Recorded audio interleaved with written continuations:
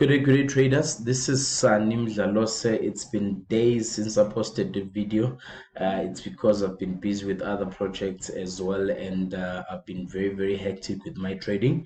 I've been on very smaller time frames, so it wasn't really easy for me to actually shoot videos. But yep, I'm back. Today I just want to talk about an important level on your currency strength meter. But before I go ahead with my videos, kindly subscribe to my channel so that you are the first one to watch my videos. Yes. Don't forget to do that, ladies and gents. The only way my channel is going to grow is because of you guys subscribing and being one of my loyal YouTube followers. Okay, things are heating up in the world of trading as I'm speaking to you right now, so this is going to be a very good video to show you exactly what I'm talking about. Hopefully I won't miss the trade whilst I'm still explaining what I want to explain on this video. So the zero line that I'm talking about, ladies and gents, I'm talking about this particular zero line on your strength meter. If I can just do this and make it easy to see. Okay, so this is your zero line on your currency strength meter. So any strength meter has a zero line. It doesn't really matter where you get it from. It does have a zero line. There we go. That's my zero line. So as I'm speaking to you right now, we can clearly see that GBP is going up, right? It's above the zero line, and then we've got the dollar below the zero line. Okay. And then on the other hand, if we come to CAD, GBP CAD, we've got GBP going up, okay, and we've got CAD going down and below the zero line. And then finally we have GBP going up here and Aussie below the zero line. But my next video I'm going to explain currency correlation. There's something that I'm not happy on this particular trade, but here's something that looks like it's really heating up. Let's actually go ahead and show this easy so that you can understand. You can clearly see GBP up, dollar, which is the white line, is down, and it's below the zero line, and you can clearly see the price action is starting to show us an uptrend. Yes, it's starting to give us an uptrend. It's still early days. I'm just waiting to see if the buyers start dominating. My long-term trend indicator down here is already saying, you know what, Sunny, get ready for to buy. Yes, it's saying get ready to buy. This is my long-term indicator where I look at the trend, where I look at what the bigger time frames are saying. But the shorter time frames haven't really kicked in, so I might not take this trade for now. I'm still watching. But yeah, let's talk about the zero line quickly. The zero line determines whether a currency is weak or it's strong for that particular day. So the best trades come when another currency pushes above the zero line and another one pushes below the zero line, as indicated on GBP dollar yesterday right here. Let's look at this. So GBP dollar yesterday, actually, to be quite honest,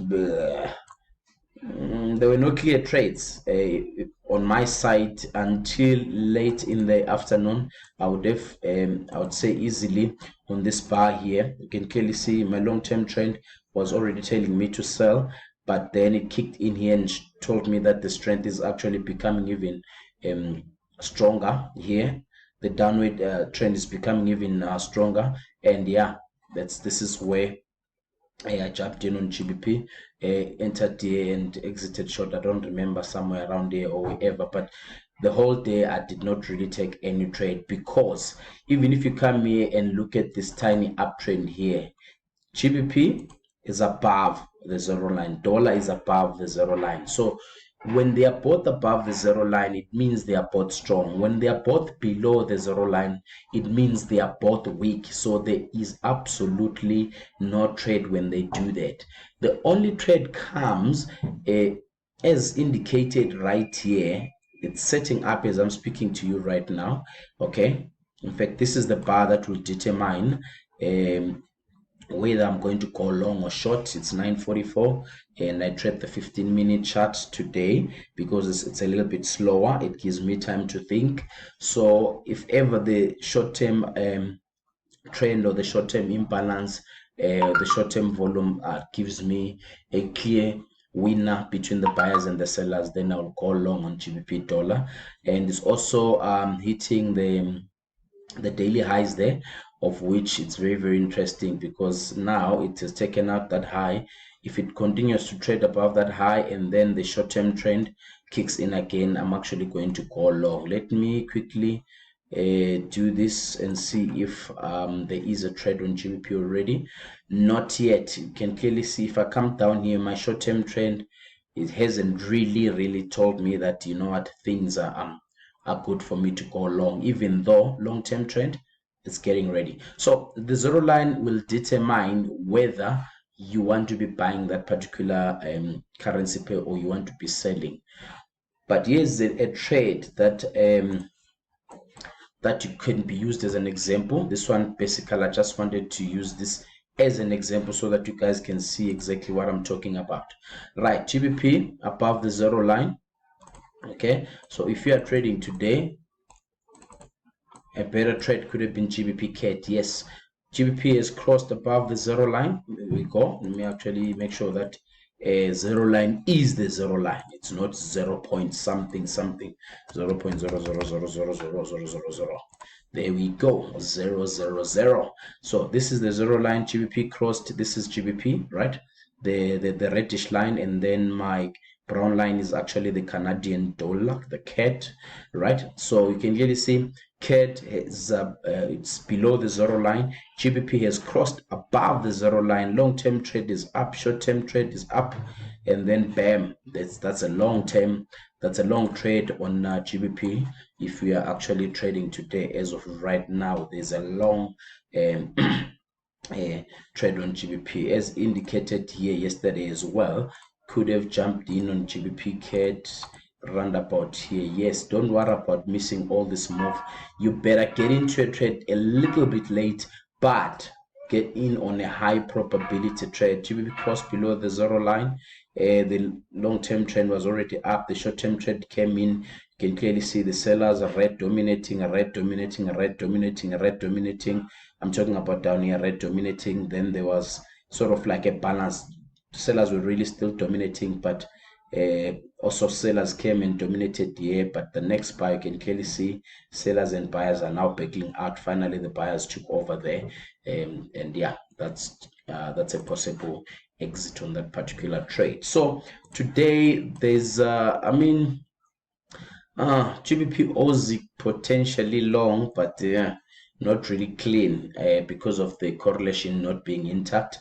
That's my next video. I'm going to be showing you how to trade correlation with high probability, especially currencies that are correlated. They will help you make sure that you're getting on high probability trade. But that's my next video that I'm going to be posting, so watch out for that possible video coming soon. So just a quick recap: you open your chart, right? You put your GBP in. So what I've done here, right, on my currency strength meter, I've muted other pairs. So I've actually made sure that I only display the two currency pairs. Let me show you quickly before I stop this video. So you can clearly see here what I've done is I've actually draw all, put it to false. If I put it to true, it will display all the currencies that are available for trading. But I don't like to see this clutter. When I'm trading GBPUSD, I want to see what GBPUSD is doing, you know, and that's why my template mainly is GBPUSD JPY, because I'd love to see the correlation between dollar and the yen as compared to GBP and USD. But if I want things to be even more clearer, I just put in my GBP dollar template only, just looking at GBP against the dollar, and then from there I'll start deciding whether I want to be buying or selling. So right now on GBP, remember I said that as much as things are looking up, there's still no trade. You can clearly see that pullback. I don't really like it, so I need the short-term trade to start giving me, you know what, buyers starting to dominate here. So I'm waiting for buyers to start showing me hitting that sweet spot and dominating sellers. Then I will gladly start looking for a buy. But the concept is very easy. The zero line, the zero line, the zero line. So if I just add in more bars here, just want to show you something quickly. You don't get good trades when markets are doing this. See this buy, this cross here is above the zero line, and then again here below the zero line, and then there's a cross. Yes, dollar is stronger than GBP, but they're both below the zero line. Then there's GBP coming here above. I don't like this because they are both below the zero line. There could have been something else that could have been that was above the zero line that you could have traded against the dollar, and therefore, so the only good trade, here's a perfect example. GBP above the zero line, dollar below the zero line, and then from there you look for possible entries. You can use the tick volume indicator to look at possible entries. You can use overbought, oversold, stochastic.